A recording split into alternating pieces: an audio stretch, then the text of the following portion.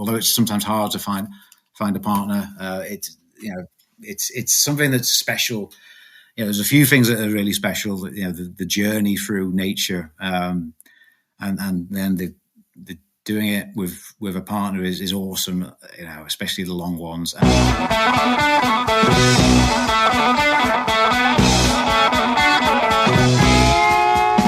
Welcome to the Low Tide Boys, a Swimrun podcast. I'm Chip. I'm Chris, and this is episode 211 of the show. 211. 211. In this episode, we head across the pond to Wales for a proper chin wag with the We Swimrun founder, Mike Alexander. We met Mike in Sweden last year and hit it off right away while engaging in an exchange of laurels, if you will. He gave us some swim caps. We gave him some Low Tide Boys buffs.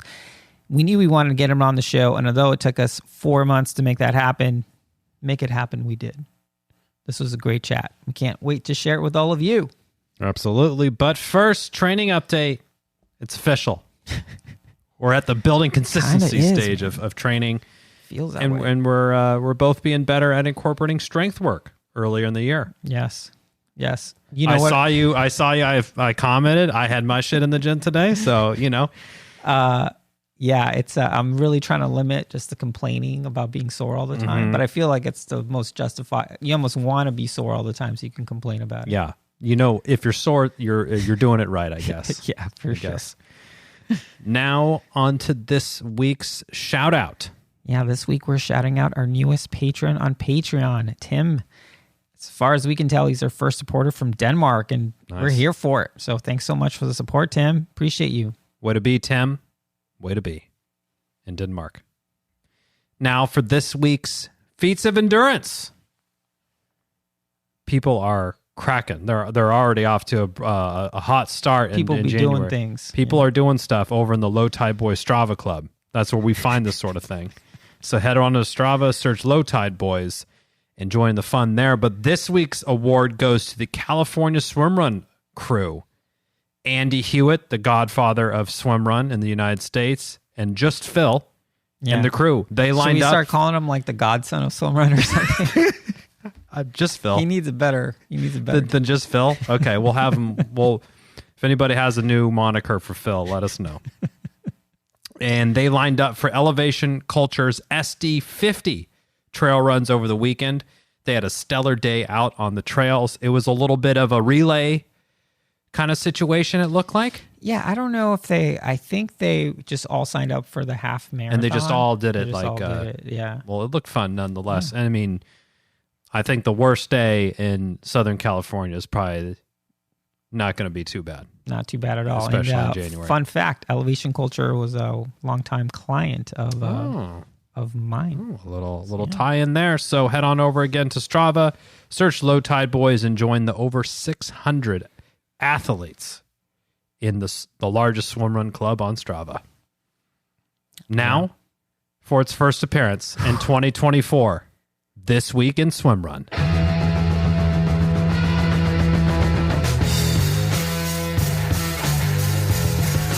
Over to the news desk. Chris, take it away. Yeah, so this one's a doozy, everyone. We have a ton of updates. We know we haven't been doing this over the holidays, so there's just a lot to talk about. So let's get right to it. After taking a year off, registration for Swimrun NC is open, and this year's race date will be October 13th. Woohoo! Chipper and I are already registered for this event. It's official. And we can't wait to go back to Hanging Rock State Park in North Carolina. We're also excited to go back to Carolina Zip Lines. So it's the only place. It's the Low Tide Boys approved for pre-race fun. We might actually see if we can do some activity there. So stay tuned for that. Ooh. Now, and I just came up with that, Chipper. So okay, let's get to work. It was not discussed. I apologize. Let's get to work. All right, new podcast alert. I can't believe we're saying this. Cue the air horn. Something like a. At long last, there's another Swimrun podcast coming soon. The Swimrun Show recently dropped their trailer on Spotify and will be hosted by today's guest, incidentally, Mike Alexander from We Swimrun. Now, we didn't know that he was doing this until after we finished recording. So it's like we didn't talk about it on the show, but super stoked for this. We need more Swimrun podcasts. The more the merrier. There's plenty of room in the boat for more. Oh yeah. Now, we have a new race alert now. So the Mud Skipper Swimrun Challenge is taking place in Deem Lake, Indiana on May 12th, and it's offering a mini 10-mile and a classic 18-mile race distance options, along with open water swims and a trail 5K run. Looks fun, and yay, more swimrun events. Absolutely. And I will say registration's open now. You can go to Low Tide Boyz. It's on our race calendar for the registration link there. Nice. Prices, very affordable. So a nice early bird pricing right now. Yep. You can get the mini for under $100.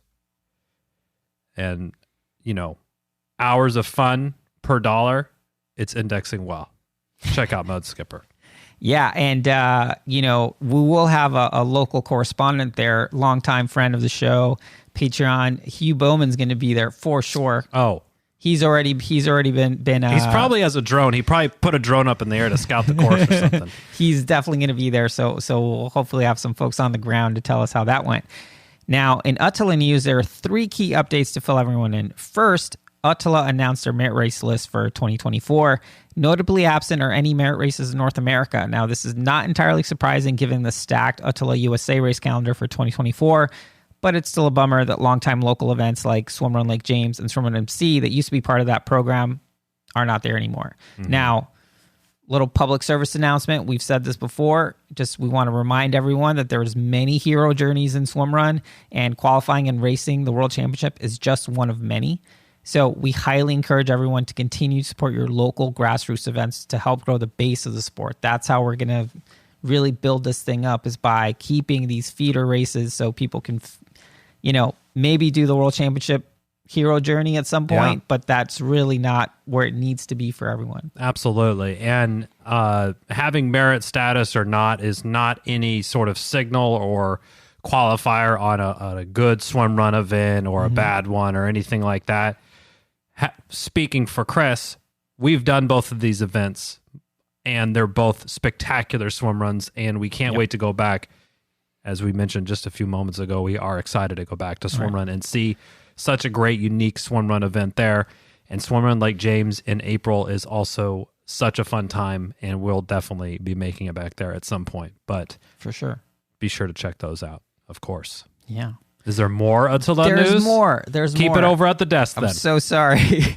So second, Attila announced a new event in North America, Attila Whistler. You might remember that around this time last year, Chipper and I were super stoked about Swimrun Whistler, which announced their new event, only to see it postponed a month or so later, which was like, oh, that's awesome. Oh, bummer. And well, it's back and it's here. And we're here for it. Attila Whistler is going to take place on Sunday, June 7th, and will offer an experience, sprint, and World Series distance option very similar to the European style. So I'm glad that they're starting to bring that format here to the U.S. or North America. Yeah. It's America's hat. Canada. It's close. It's close. Finally, registration is open for all 2024 Attila USA events. So this is a big year for swimrun in North America, not just the USA. And we hope to see you out at all the races. Again, if we really want to grow this thing, let's sign up, people. You know what you got to do. Absolutely. And in case you don't have your atlas nearby, Whistler is just north of Washington State. It's Vancouver area. Yeah. So on the west coast of Canada, or on the western part of Canada. Yeah, and honestly, if we weren't doing Engadin the week before, or 2 weeks before, something like that, it is right there. But well, we can only be one place at one time. Yeah. That's what they say. Now onto our proper chinwag with Mike Alexander of We Swimrun. It was really great to chat with Mike. As Chris mentioned earlier, we really hit it off at Attila many moons ago, it feels like at this point. But his passion for swimrun is infectious, and he gave us a tour of the We Swimrun events, which is beyond swimruns. It's swims and runs as well. What he thinks of the future looks like for swim running in the UK, and so much more. Needless to say, it was a proper chinwag, a word I learned about for the show specifically. So my knowledge continues to grow. Yeah. And we have no doubt you will love this conversation as much as we did. It was one of these, sometimes we just get on with these guests and We just take it wherever, Yeah. and it's a great conversation. Clearly, Mike is all in on swimrun. Oh, he's Raced it. super stoked. To use our parlance, he is super stoked on swimrun. No Yes. doubt about it. And yeah, Chipper, I agree. I feel like, we have some guests where you can just tell is like they want to do as much as they can. Like they're doing their part to help Yeah. grow the sport. I mean, we've had Gilles. I mean, so many folks on the show where Yes. it's like everyone is using their strengths. Whatever their superpower is, or whatever their thing For us, is. it's a little bit of marketing and, obsession the or ability whatever. to talk. But you got that vibe from him. And then, as we mentioned earlier, we found out after the interview that he was going to start a podcast, and it kind of sounded like he was asking for a blessing a little bit. Yeah. But we were just like, yes, dude, Yeah. awesome. And I think he's going to be a great host. I think it's going to be a really cool show. We're totally supporting him in this. And and can't wait to have another podcast episode to listen. You know what it is? He probably heard that the UK is a surging demographic for us, and he's riding the UK coattails right to the top of the Spotify charts. Yes. Well, I can't wait to listen to the Swimrun show, but first I'm going to listen to the chinwag again. Proper chinwag. We'll have to look it up on what exactly, if any. We'll just give it away now. No. It means to have a chat. It means a chat. It's informal though, according to dictionary.com. Yeah, just an informal term for a chat. Yeah. Which is what we had. A chat. It was time they got together for a good old chinwag. Makes sense to me. Well, we're going to... Good job using it in a sentence. I just read it off Google, to be honest. But we're going to chinwag it right on over to our chinwag. There's a lot of wagging going on here. Anywho, enjoy our conversation with Mike from We Swimrun. Chinwag.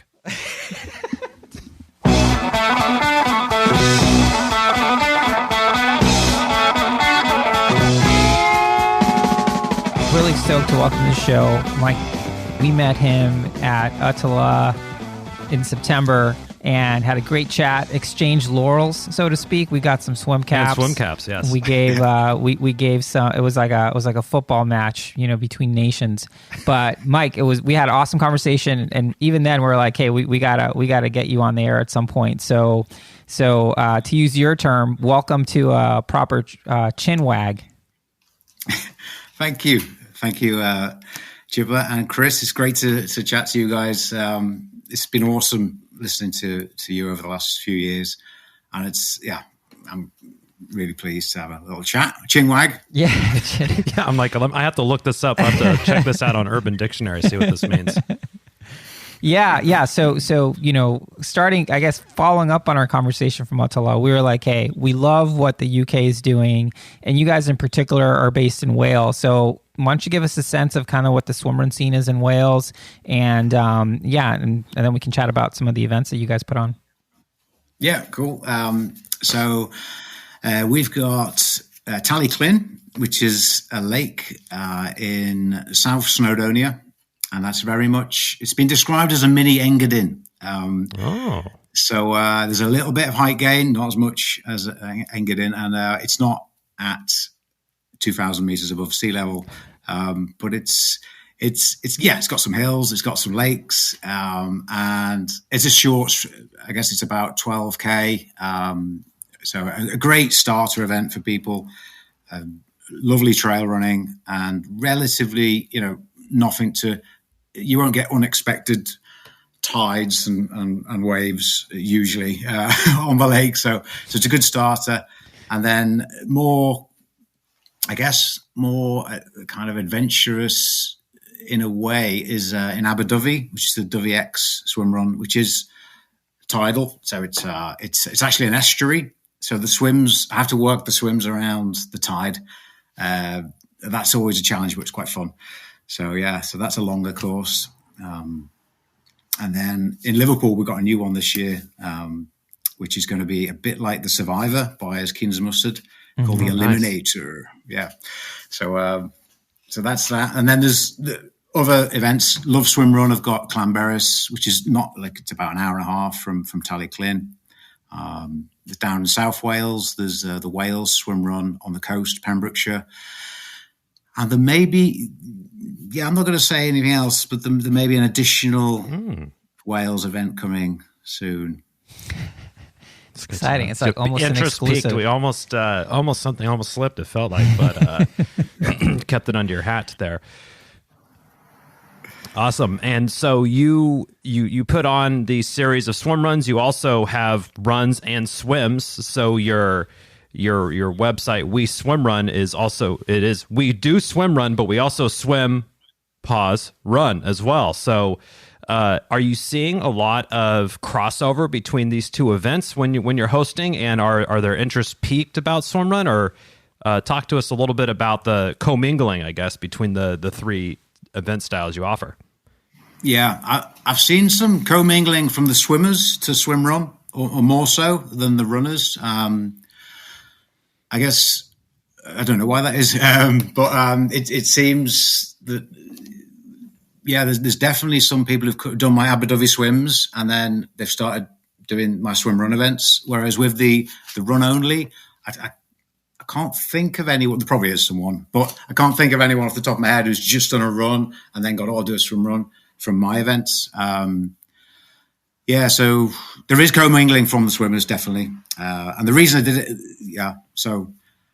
I actually started organising the swims first because that was what I was more comfortable with. When I did the first Uto, I just felt this is amazing, and there's no way I can organise this. It was so good. But I was very comfortable with the swimming world, and I started organising it that way. I love swim run more than any of the other sports, but I just thought I can't do that what those guys do. But then it's things have developed, and doing shorter courses obviously helps. Yeah. And you mentioned before we went on the air that you actually spent some time in San Francisco where we live in the general area, and you were part of the sort of the open water, the wild swimming community. I guess we don't really call it wild swimming in the United States. I don't know why that is, but it's just open water is what we call it. But is that kind of where how you first came into wild swimming or swimming in general, and you took it across the pond, if you will?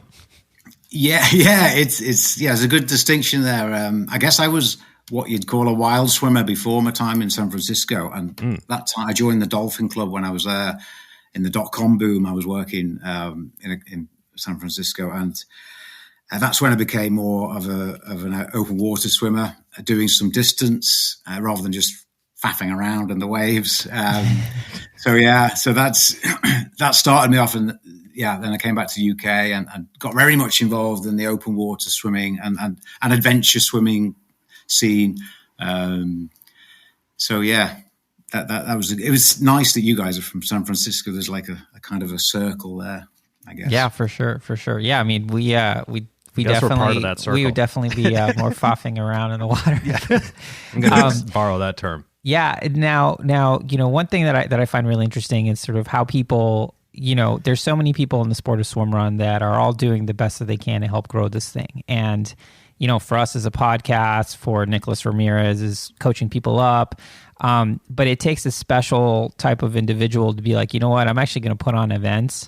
So I'm curious, what got you over the hump? You mentioned that you did Uta. You're like, there's no way I can do this, but you ended up actually doing it. So what was it that kind of made you decide to be like, you know what, we're bringing this to Wales. We need to have more events in the UK. Yeah, it was seeing taking part in the UK events from, I think the first one I took part in was 2016 in the UK, and seeing, it can be done. I think most people would say that Urtalo are the best organisers. Well, the locations are really good, and just the distance they cover and are great. Not, there's some brilliant races in the UK, obviously. But I felt, I guess, I could see how I could match what's going on in the UK. There's, say, between the 10 and 20 kilometre race, the less transitions.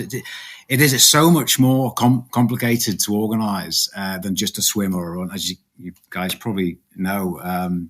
But seeing it happen and people doing it, and it becoming nowhere near mainstream at all. But it felt like 2018, it was becoming really popular, even though that was my small group of friends, or but it's still very small. But it became possible, I guess, and less of a weird.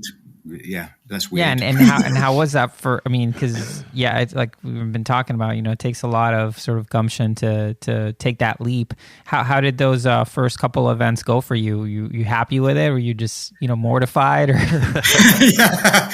Well, we started in Tallyclyn because I figured it's not moving water. So whereas in the estuary in Abu Dhabi, it's complex. But yeah, Tallyclyn, I did actually what I called a swim run-a-thon.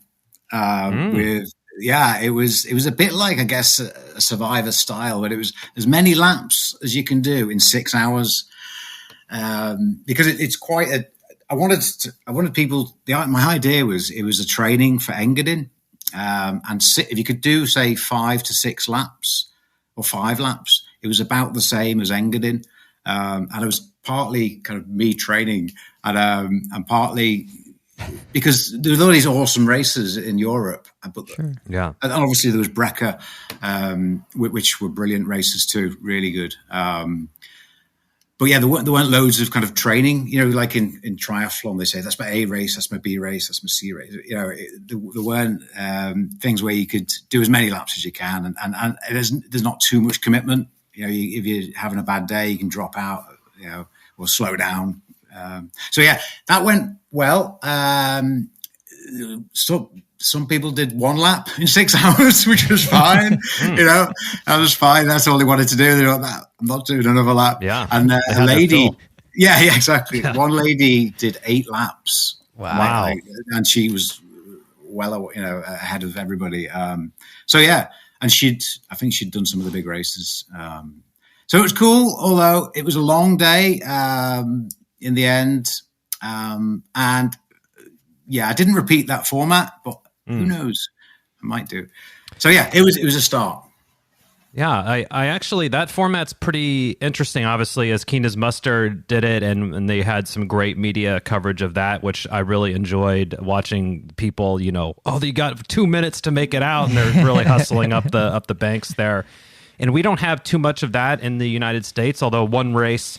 Swimrun NC does incorporate kind of a little bit of a circuit course, so you end up kind of revisiting a few times during the race. And, I guess upon initial, you're sort of thinking like, oh, this might get kind of a little bit stale. You're doing the same thing over and over. But I think what I really enjoyed about it, and what Chris and I, when we were out there, is every lap was like you can kind of refine and you could really dial in, and you have a good feel on what exactly it's going to be. And you're like, okay, I do want to adjust my line a little bit, or I know I could push a little bit harder here, or change this transition a little bit. And sort of the incremental refinement lap over lap was something that was like a little bit different, and a fun, different type of challenge. And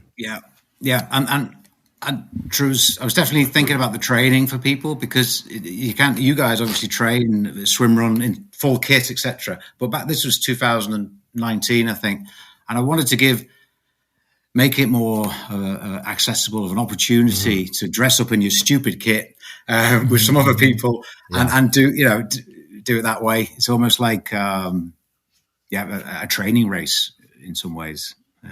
Yeah, I think that's a really popular, or I could see that becoming a really popular sort of type of race. This sort of pseudo intro kind of like training race and circuit style as well. You get lots of reps on it, and you kind of build up your confidence as you go, and you leave the race, and the outcomes that you're feeling are really like, hey, I think I have a pretty good handle on how to do a few transitions. I've done a few laps of this race, and I feel like I have some confidence, and you're figuring out issues or tweaks with your kit on that front. And then also you're surrounded by other people in dorky looking outfits as well. So some of the shame is reduced, which is helpful. Yeah. That's super funny. I mean, but I think like it's so important to have these events, right? So while you're thinking it's like, oh, this will be manageable, this will be, won't have to worry about tides and whatnot. I mean, I think that the one thing we're seeing in the U.S. that's sorely lacking is in fact these beginner races, right? Where you can sort of cut your teeth on something short, something with a low barrier to entry. I think Keena's Mustard is one of the best examples where, some of their events aren't even called races. It's just like kind of like a get together, or just everyone just kind of clinics around and tries it out. But it's such a great way to just expose people to sport without sort of like the, speaking for myself, sort of like the daunting, looming fear of, oh, I guess I got to go to Switzerland to do Engadin, or I got to do Costa Brava, or one of these races that are, swim runs. I think one of the reasons we all love swimrun is because they're super challenging and it's a big effort, but it's nice to make sure you like it first before you go on some, crazy ordeal or adventure. Yeah, absolutely. And I think in the UK, in the last 4 years, I'd say, we've really, the amount of intro and the shorter courses has really increased, perhaps to the detriment of the longer course, or opportunities for the longer courses, but they're coming back. Coniston was back last year, which is a great course. In fact, Kristin Larsen and Daniel Hansen did that back in when it was with Brecker in, I think it was 2017 or 18. They turned up mixed cat. No, not many people knew them, but I recognized them. I said, I was racing with my sister. I said, they're going to win it. And there's guys listening. There's guys like, no, what, a mixed category team? They're not going to win. I said, yep, they've won it already. Of course they did. So, it's a great course, that one. And Jersey as well. I've not done Jersey yet, but that looks awesome. I mean, some of those old Breca races, I mean, even their New Zealand races, I mean, it's a shame. It's a shame how, I mean, it's a tough world for swimrun race directors, right? Like, I think for all of us that are in the bubble, we think the sport's amazing and we want everyone to do it. But, the harsh reality that it's such a small, it's a really tiny sport. It's a super, super tiny sport. And again, like we talk and think about swimrun all the time. For us, it has this sort of like, I guess like outsized presence in our sort of endurance activities or whatever. But for most people, like they don't know it exists. They don't know what it is. It's just something weird. So it's so hard to grow anything. How are you seeing the growth of your events since you started putting them on? It's slow growth, but it is going upwards. But yeah, it's very, very slow. I guess it's all been a bit skewed by the pandemic over the recent. But yeah, it is growing. I feel like 2024 in the UK, it's not going to boom, but I feel like there's some good distance races, good range across the country. There's a few new ones, so it's growing, but not like France.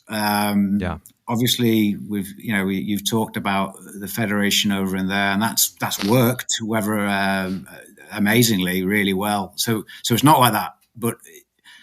I think Germany's really, really doing well. I feel like UK's doing well, but when I was looking at the numbers of people who took part in events, and I think about 2,500 in the UK, which is pretty small across in 2023. I was just looking at all the results.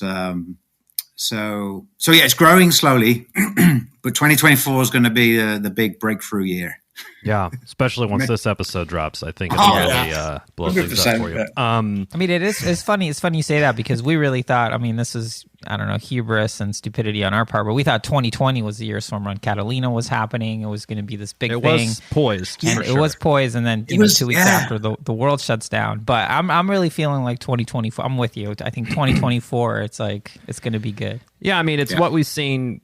I feel like we're seeing that kind of in the like 2023 was people were kind of getting back into the swing of things, but it is looking to be greener pastures for sure this year, and we're definitely obviously going to be pretty optimistic about all things swimrun related on that front. But we're here to help and support on that. Talk us through a little bit about sort of the solo versus team piece there. I know that's a popular piece. Tala was a little bit maybe resistant to that initially. They now obviously offer solo categories for pretty much all their races except the World Championship there. How are you seeing your registrations being divided between that? And then are people where are they landing in those two camps? And do you see people looking for partners after they've had a positive solo experience? Yeah, it feels like it's getting towards 50-50, not quite, but in my races, for whatever reason, 50-50. I have pushed, I think racing together is great. It's much better. I've written articles on, the racing with partners and stuff. So I suppose I do push it a little bit. So it feels like it's a good balance. Maybe not across all the races in the UK, and particularly like my Liverpool one, that's going to only solos. Because it wouldn't quite work. Well, it'd be complicated for the team. So yeah, that's going to be solos. So yeah, I think it's going to be for the longer courses. It's obviously more of a factor, and you can justify.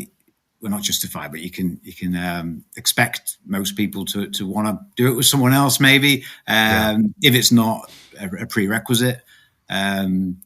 So yeah, I think that's going to live on, the whole partner thing. I think it's the guys who've done triathlon and then raced with me in swimrun have said that it's one of the things they really like about it. Although it's sometimes hard to find a partner, it's something that's special.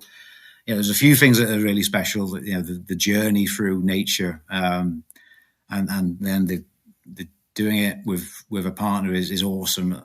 Especially the long ones, and then just turning up, doing it, and not changing in your kit, etc. People love that, I think. Yeah, for sure. Now let's talk about a little bit about your personal swimrun journey. I mean, we met. You were doing the World Championship. Was that your first time lining up in? It was. Although I've been doing Outlaw World Series events for a while. 2014 was the first. I should have. I never applied for the ranking system. It was all a bit. In those days, it was quite. It was confusing. Yeah. And it was Max Anderson. Yeah. I was talking to Max Anderson maybe a couple of years ago, and he said just apply on the ranking system, and we're not particularly fast, and I did, and we mostly got in because of Uto 2022. I was just looking. There was only because it was so cold, it was ridiculess, as you heard. There was only 41 finishes in that year. So we got quite a lot of points for that.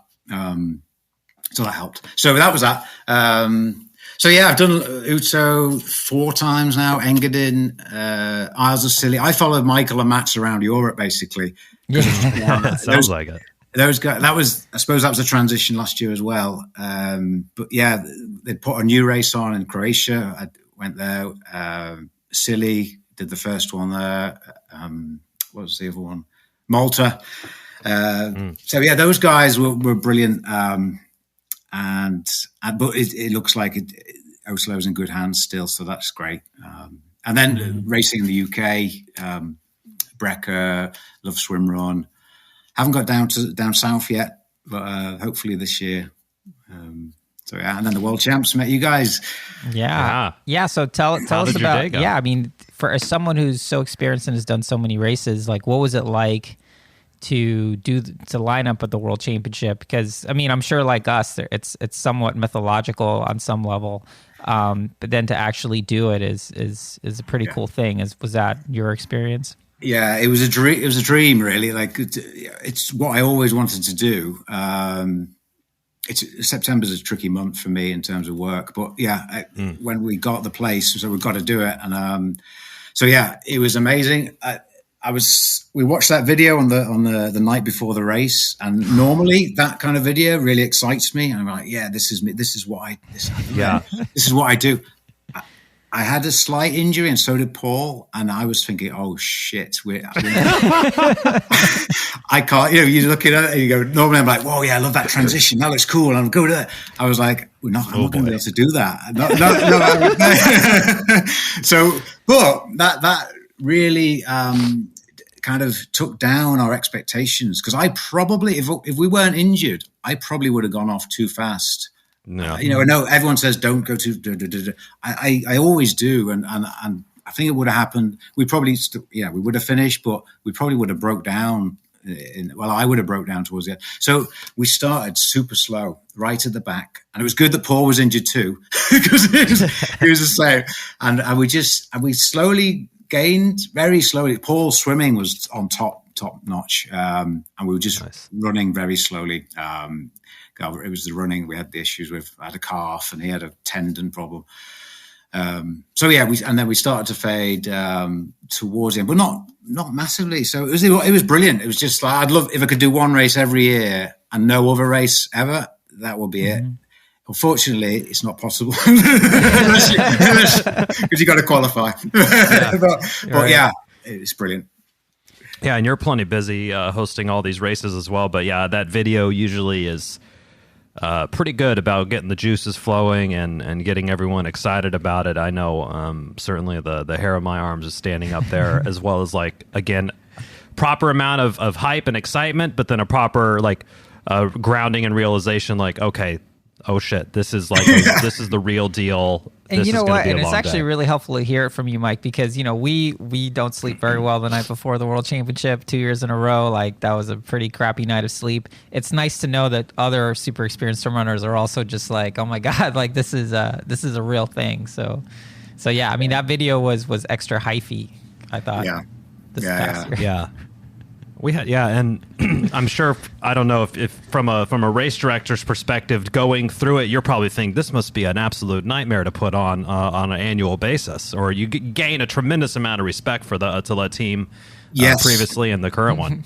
Yeah, absolutely, and that trust, I have 100% trust with that organization, it's mind blowing, like how they do it, and I think coming back to the teams. I can see why you only want teams on the start line, and you only want teams that have qualified as well. Yeah, it's kind of it helps. You couldn't have it as an open. It wouldn't work. Yeah. Well, things would go wrong. I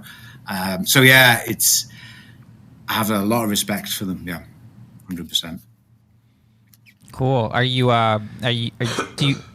I know you said that if you could do it every year, you would. But that doesn't seem realistic. Do you want to go back and do it at least a couple more times? Definitely one more time. Yeah, definitely one. At least, every year. Yeah, no, definitely one more time. Not injured, and it probably it's not going to be this year, but maybe next year before I'm too old. Right. Yeah, I mean, I think for us after that first time, it just felt like we had so much of a better sense. And you've raced more of the European races, so you probably felt like you had a little bit better a handle on it. Anything that we had been exposed to, we hadn't even seen what some of SwimX's were like in Sweden or around. So, like, that was so new. And as the race the first time went on, we were like, our learning was like accelerating every transition. We're like, okay, now we're kind of getting into it. And then after that first one, after we recovered mentally from it, or speaking for myself, it was like, okay, yeah, like I feel like we know so much more about it that we can put a better crack at it for the second time. Yeah. I think your podcasts leading up to it were great too, and the one that stood out that I didn't actually get around to doing, but where you do I think you said you do a 4 or 5 hour swim run practice and then do like an ultra or a long run the next day, that kind of thing. Was I think is really good advice. So now, like I'm like you were last year. Now I know the course. Well, I don't know the course, but I kind of know the course. And I'd love to do it again. Yeah. Any other races out there that are sort of on your bucket list that might also be on ours? But if not, we'll just add them to ours too. We'll just throw it on the heap. Well, yeah, I'd like to do Rockman. The mountains are kind of. I like the mountain running, and I actually considered doing Catalina back in 2020, but it was a bit difficult domestically back home to get away for that one. But if that came back, I would love to do that. I've got friends in LA, well, one in LA and one in Arizona, so we'd make it like a trip over there and visit them. I'd love to do an American tour, but it's difficult. In Europe, Rockman, UK, Mad Hatter. I've not gone down to the Mad Hatter. Roseland every time. It's usually on my son's birthday. And if I'm not celebrating that, I'm working. Yeah. But yeah, we'll see what happens. Jersey in the UK. Like the longer ones of the UK would be good. So yeah. And there's, to be honest, there's loads in France. It's just a ridiculous amount of. I feel like if we did a 1 year abroad in Europe, we would probably do 20. We would just knock them all out because it's so constant. Like it, from a travel perspective, it's so much more accessible than us on the west coast of the United States. Yeah, that's the thing. It's like, I mean, we've joked around like, oh yeah, let's do like a UK tour, like we're some sort of rock band, and just try to hit like 3 events or 4 events in a couple of weeks or something. Especially when there's some that are back to back, it's like, oh yeah, we could totally make that work. But yeah, it's hard. It's hard. I mean, same thing. Like you're probably coming on a U.S. tour when we're heading over there for a European tour. But yeah, it's. I guess like if you could rank what are the top 3 events? Let's say like for Americans, hey, we're going to go to the UK. Which would be your sort of top 3 events to kind of look out for? I'd say Abu Dhabi X Swimrun. It's one of mine, obviously, but it's great. It's cool. Hey, we asked you, so it's a great spot. It's a great spot. If you want a short one in the lake, the Tallyclin, I'd say WX. You've put me on the spot because I'm friends with a lot of the organisers here. And there's more than 3 organisers. Like experience, we love Hokey Cokey. We think that race is super challenging. Obviously, Coniston and Jersey look amazing. Yeah. I would say, okay. I'm going to be honest. Yeah, all right. That's what we need, isn't it? Jersey, Abu Dhabi, and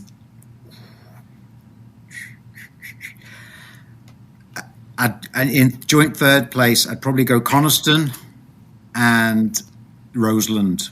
Now, I've done Coniston, but haven't done Roseland, but it looks awesome. So yeah, that's one of the Mad Hatter.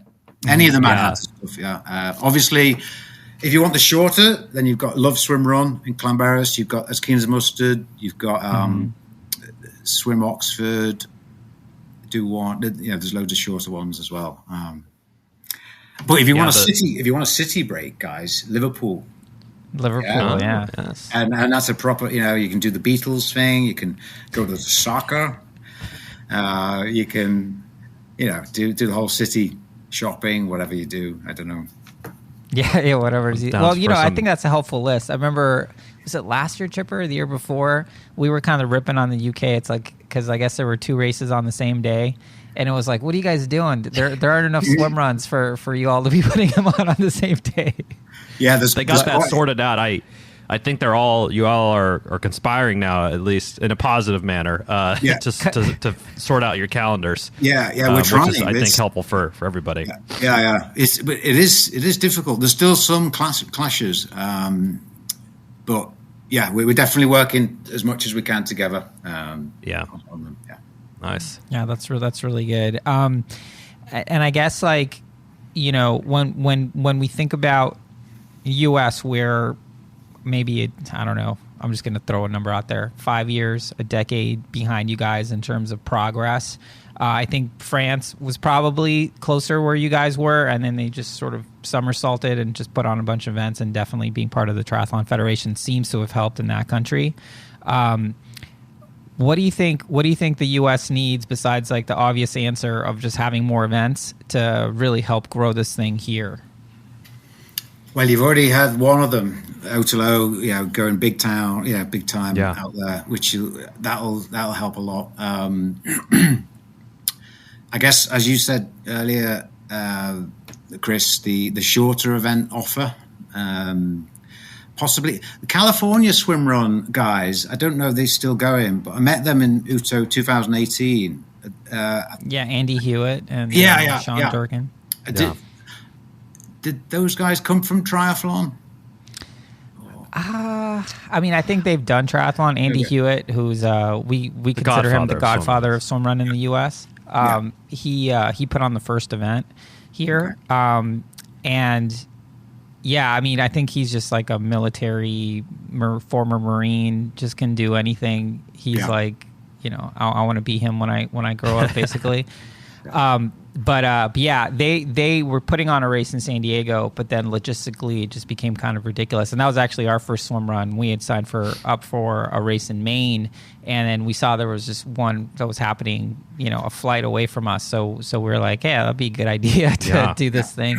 Yeah. And it was super fun and definitely what got us hooked. Kind of started on our journey. But yeah, I think like local events. California is a great example. It's the largest sort of endurance market place where people can work out in the United States, or one of the biggest endurance markets. And there's literally one swim run, and it's a local sort of mom and pop swim, which is excellent. But the sort of endurance economy, quote unquote, in California Untapped. could probably support 10 of these things, maybe five for sure. Yet we don't have any. So there's some sort of obvious barriers to growth, is not putting on events where endurance athletes live and train. But yeah, I mean, it's also so spread out. Plus we have like a permitting problem with insurance companies being super scared of, or not understanding. I think it's an understanding piece. Like we've heard from race directors, it's like you sort of draw it out on a map, and they're like, okay, we need like four safety kayaks for each swim, and they're like, well, no, you don't. Like, people aren't like hanging out. They can't really grasp what it is. And then I guess once they see it a few times, or maybe see a video or whatever the situation might be, they kind of get it, I guess. Yeah. Hopefully. Yeah. I think it's similar in the UK, because you go to an insurance company and say, oh, I'm going to put on a triathlon or a half marathon. They know exactly what that looks like. Yeah. And it's, it's a proven kind of, there's a governing body, there's this, that, and the other. Whereas you go to an insurance company and say, I'm doing going to want to put a swim run on. They go, okay, what's that? We swim here, you run there, and you swim, you run, blah, blah. And they'll be like, what is this? Have you just made this up? Is this a real sport? And then they might Google swim run, and a video of the world champs in 2017, was it? Or really rough one? Yeah. That comes up, Fair and they'll factor. be like, no, we're not insuring that one. White caps. Yeah. So it's although no one really likes the governing body idea or some kind of association, there's definite benefits to giving it that formality that people who need formality that you need on board kind of get. So I don't know. Yeah. And at the top of the show, you mentioned that you had at least in your races, crossover from the open water swim community coming to do the swim runs. Are you seeing a lot of triathletes trying out swim run, or where do you see kind of triathletes fitting into this picture? Because certainly in the United States, that's the like glaring obvious biggest opportunity from people that could do swim run very easily would be triathletes. Yeah. I see, although not everyone agrees, I see quite a few, definitely. I don't know, I have to do some maths on it, but I'd pull a figure out that there'd be 70% of my participants have done a triathlon before, and say 50% of like kind of not serious triathletes, but do lots of them. So yeah, it feels to me like, it's an obvious market. I guess one thing we talked about in the UK as organisers is the distances. People know what they're getting if they sign up to an Olympic distance triathlon or a sprint distance or an Ironman distance. Whereas in swim run, you're not quite sure. Now that some people don't care; they just want to try it. But maybe there's some work to do on a range of distance for each. Each sprint, short, long, middle. There's all this terminal experience, and the kind of low to low sprint is actually quite long to some people. And then they do an experience, whereas I feel like experience is like a bigger word. It's like a bigger thing. It's like, so there's some if the words get confusing, but the distances don't. And maybe we that's I hadn't really thought about it that way, but experience is more like, oh, this is the adventure distance. We've done, Chris and I have done things, and we're like, how was it? We're like, it was an experience. So and maybe we could look at the time. let's say the time Max and Hugo would complete this course would be like the category it is in. I don't know. Shout out to Max and Hugo for being voted Swim Runners of the Year by swimrun.com. Yeah, of course. You guys were nominated as well. Very, very exciting. Yeah, that was cool. Yeah, I mean, I really like that idea. I mean, on the one hand, it's like, well, you don't really want to pigeonhole swim run distances, because one of the things that's really great about it is just like you just take what the nature gives you, and some of them can be super long, some of the swims can be ridiculous, or like you mentioned, you did Croatia, that 4K swim, that seems pretty ridiculous. But I see the other side as well, where it's like, okay, maybe if we put, like, as you said, like a range. So like the experience is between like 4 10K and or something, 10K total distance. The sprint is within this, and then a World Series or a long course distance is within this. So then at least you can, without having to scour each website to see what someone is calling their sprint or what someone is calling their long course, you can at least kind of calibrate it a little bit in terms of like the time that you would be out there, kind of thing. The time. Yeah, I think some people would appreciate that. Croatia. That was the only race I've been disqualified from. Oh no! Yeah, we got untethered on the long swim. It was really rough, and I turned around. I was leading it. I turned around, couldn't see him, gone. I thought, well, what am I going to do here? There's no one around, so carried on. And the powerboat pulled up. I looked up and he was in the boat. It was like, oh no! He just had a moment, and he was fine, but he didn't want to carry on. So yeah. Wow. Yeah. Well, I mean, what were you thinking? Were you like, oh, he's a goner? No, not at all. He'll make it eventually. Well, I knew he had. Oh God. It was dramatic reliving it here. It was someone I hadn't raced with before. He worked for Head Swimming, Austrian guy, nice, great guy, and he's done a lot of swim runs. But he said to me, maybe a couple of hours before the race, he said, "Hey Mike, I've got a deep fear of open water, of deep water. I've got a fear, but it's okay. I've got my he had a rest tube." Which okay. Like a go float. Yeah. So he had that. So I knew he had that. And I think for that swim, we were all given a tow float for each team. So I knew we had a tow float and a rest tube. So I didn't have any concerns about him. Well, I don't think I did. I was getting quite cold. I mean, it was quite rough. And I thought, I can't just hang around here. I can't see him. I need to get to shore because I'm no good. Yeah, it's like you've got your own problems. Yeah, at some level. I'm not. There's nothing I can do. It was soon after I saw him in the powerboat, and I said, "Oh, I'll finish the swim, and then I'll go and have a beer." Finish the, so yeah. Wow. Well, that has to be pretty scary. Chipper, what would you do if the tow line breaks and you just like take off? I feel like I would turn around. Like I would have to find you. I mean, do you have any sense how far away? Like, was it hundreds of yards, or you just don't really know when you noticed it? I guess I didn't know. It was when I noticed it, and it was. I couldn't see anyone, or I hung around for a bit. I was looking around, but it was I was doing no good. I didn't have any. I couldn't see. Right. I knew he had a tow float and this rest tube, and I knew there were powerboats around. So I didn't. I guess my comment. I didn't. Yeah, I guess I just thought he'd be okay, and I can't see with the safety stuff. If I knew you had the safety stuff, I would feel much more at ease. Like. Yeah, you're going to be okay, and I know you're rocking the Keel Plus, so you're going to definitely be good on that front. Float. Just hug that thing just hug that thing. But yeah, it probably would be. I could see it being a little bit like, hey man, we're really in a great groove right now. I'm not feeling Chris at all. We're just cruising in the water, and then all of a sudden, no resistance whatsoever. So that's an amazing story. Well, we've kept you for a while, Mike.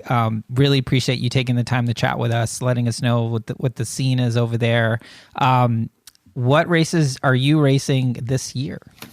So on the radar, I haven't pushed the button yet, but on the radar is Portugal. I don't know how to pronounce it, but it begins with a T. In April, 21st of April, I think it is.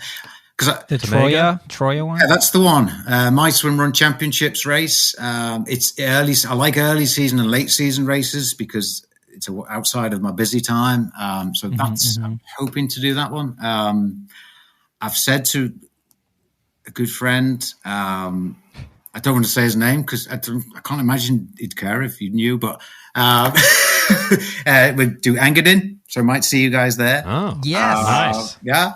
So I'd also like to, there's a few in May I need to kind of whittle down to less. I really want to do Gothenburg because it sounds like a lot of fun, like short, a lot of transitions, short runs, in and out. Yeah. Sounds really good.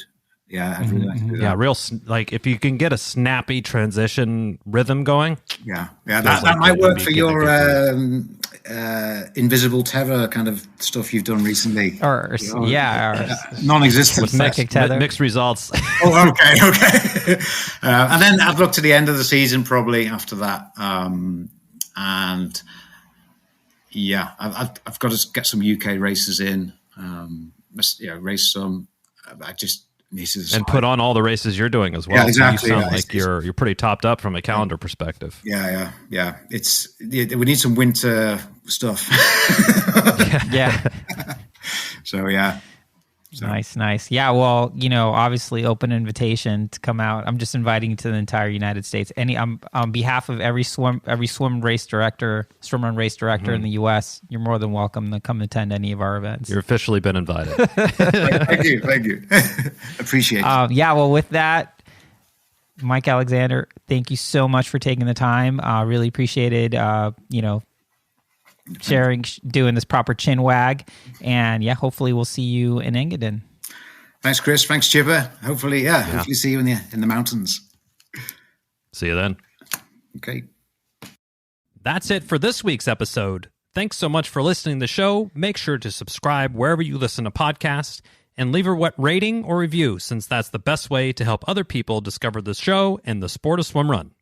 Check out our website, lowtideboys.com. That's boys with a Z, for swimrun resources, including gear guides, tips, how-to videos, and so much more. Make sure to check out our meme page at The Low Tide Boys on Instagram. If you have any questions or suggestions for the show, send us a DM or email us at lowtideboys@gmail.com. We'd like to thank Riding Easy Records for our show music, and of course our wives for their support and tolerance of our swimrun and other activities. Lots of activities. Finally, you can support our efforts on Patreon. Until next time, get out there and go for a swim. Then a run. And then a swim. Then another run. Then another swim. Then run some more. Just keep going. Let's go. And then stop at some point because, And fuel. Don't forget to fuel. Gotta fuel too. Of course, yes.